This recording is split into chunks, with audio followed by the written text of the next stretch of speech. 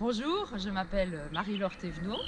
Je suis une retraitée kinésithérapeute et j'ai été élue conseillère municipale à une époque activée. J'habite depuis 26 ans ce beau bourg et j'ai été attirée par cette vie intense qu'il y a à Pluvigné entre différents choix quand je suis arrivée il y a 26 ans. Au niveau de mon engagement, j'aimerais vous communiquer le fait que je suis dans la liste de Pluvigné Ressources Communes parce que c'est une liste qui me paraît ouverte sur les commissions concertation, que les personnes et la nature et l'humain dans son cadre naturel me paraît être beaucoup plus respecté que dans certains autres choix. Il me semble important que chaque conseil municipal, chaque élu, se rende compte que les citoyens ne doivent pas être écartés de la vie quotidienne, de la vie locale, et que chaque grande ligne de choix sont à voir ensemble. Alors moi ici, aujourd'hui, je vais vous parler d'un exemple de transition écologique et énergétique. C'est un habitat partagé ou participatif, c'est la même chose, et qui est un intermédiaire entre les logements sociaux, ou l'immeuble, ou la maison individuelle en lotissement ou en cour. Ce choix d'habitat se résume par une boutade un petit peu, c'est ensemble, chacun chez soi. C'est souvent des collectifs de citoyens, des ensembles de personnes qui se regroupent pour inventer leur logement, pour être le plus possible autonome par rapport à l'énergie, mais aussi par rapport à tout ce qui est la vie, les liens entre les personnes dans un quartier. Donc ces personnes sont rassemblées autour d'une charte qui est élaborée par les habitants. Et cette charte se base sur des valeurs tels que justement les liens sociaux, les échanges, le partage, la solidarité, mais aussi l'écologie et surtout une vie simple. C'est-à-dire qu'on s'aperçoit de plus en plus qu'on est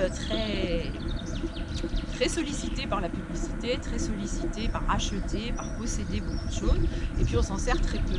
Donc là, c'est vraiment essayer de revivre les choses qui sont indispensables, qui sont importantes dans la vie.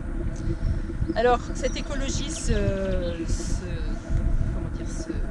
décline sur deux niveaux. Quand on va construire, par exemple, ce projet, il y a des choix qui sont faits par rapport aux matériaux. On va choisir tout ce qui est biosourcé. Alors, le biosourcé, j'explique rapidement, c'est utiliser le plus possible des choses naturelles, c'est-à-dire le bois, le chanvre, la terre, la paille, bien sûr. Alors c'est surtout des maisons ossature bois, mais ça peut être aussi du mix avec un peu d'utilisation de béton, mais très peu par rapport aux traditionnels qui utilisent énormément d'énergie. Le béton est un gros problème, ça s'appelle les énergies lourdes, un peu le métal, le béton. Alors que là c'est des énergies biosourcées qui vont être recyclées sur le long terme. C'est-à-dire qu'on peut les réutiliser ou les laisser se dégrader sans que ça soit des pollutions à long terme. Il y a aussi la densification, qui est une loi qui est sortie il y a déjà quelques années, je crois que c'est 2014, la loi Allure qui demande dans les dents creuses des bourgs de densifier et d'utiliser les terrains non utilisés. Et donc l'habitat participatif est une réponse par rapport à ça. Ça permet de rassembler des personnes et de ne pas avoir beaucoup d'habitats dispersés sur un même lieu en préservant la nature autour.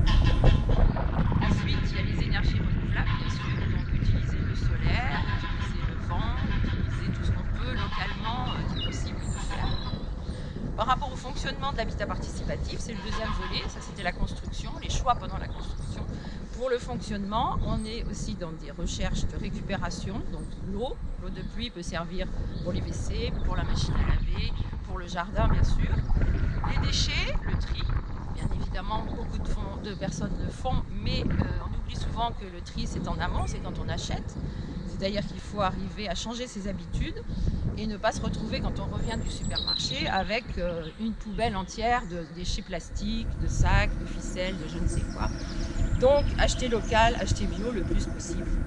Et puis essayer aussi par rapport au transport de faire plus possible de vélo, donc augmenter évidemment les pistes cyclables dans les bourgs mais aussi pouvoir mutualiser des voitures, c'est-à-dire que chacun en principe a 2 voitures par couple ou par foyer, peut-être des fois 3 quand un enfant reste à la maison longtemps, et là on mutualiserait une voiture pour 2 ou 3 foyers, enfin c'est à l'étude, on verra après au quotidien, mais c'est un axe d'économie d'énergie et d'économie de gaz à effet de serre.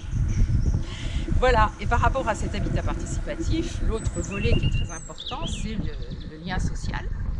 C'est-à-dire qu'on essaye de faire de l'intergénérationnel, c'est-à-dire que les gens ne soient pas très âgés, en EHPAD, coupés de toute la vie active et très sollicités dans la vie active, n'en pouvant plus, faisant des burn-out, et les enfants aussi de leur côté. Donc c'est un lien intergénérationnel qui est important à développer. Être ouvert sur le voisinage, parce que quand on habite un coin, c'est sympa de connaître ses voisins, c'est sympa de faire des choses avec eux. Donc dans notre habitat participatif, il y a souvent une salle commune assez importante où on peut faire des activités, que ce soit crochet, réparer des vélos dans l'atelier vélo, faire des tas de choses ensemble. C'est des échanges de savoir-faire. Et ça me paraît être l'avenir, parce qu'on s'est coupé de plein de savoir des anciens, des jeunes, et ça me paraît intéressant. Donc c'est un peu une vie de village bienveillante et soutenue par les valeurs de la charte qui rassemble ces personnes qui font de l'habitat participatif. Donc tout ce bel environnement a besoin de soutien.